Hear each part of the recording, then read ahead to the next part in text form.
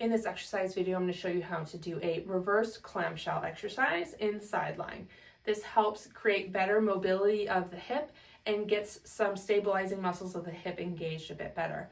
So you're going to get yourself first laying on your side, have a pillow to support your head in neutral, so that way your spine is in neutral.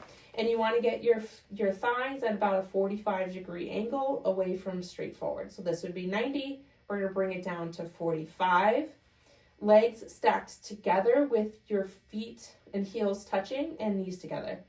From here, we're going to roll forward just a hair so that way our pelvis and torso are slightly forward.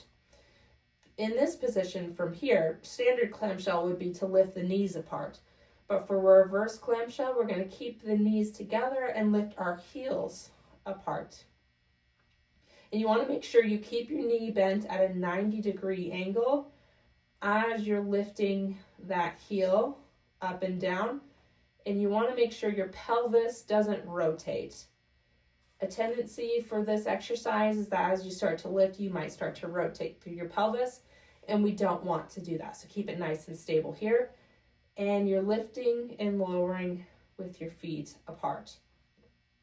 Now, if you're getting pinching in the hip with your knees together here, you can place a pillow between your knees and do it in this position with a pillow to support your knees apart. That will sometimes help with any pinching in the hip. Otherwise, you're going to have your knees just here. You can add resistance band to this exercise if you've been instructed to do so. So you can put a band around your ankles, and that will give you resistance as you're lifting and lowering. You just want to make sure that if you do add resistance, you're still keeping the pelvis stable and still keeping that 90-degree bend in the knees. So you don't want to be using your hamstrings and doing a curl and lift. You got to keep that 90-degree angle to target the hip muscles and not do any cheating. So that is the reverse clamshell exercise in side lying.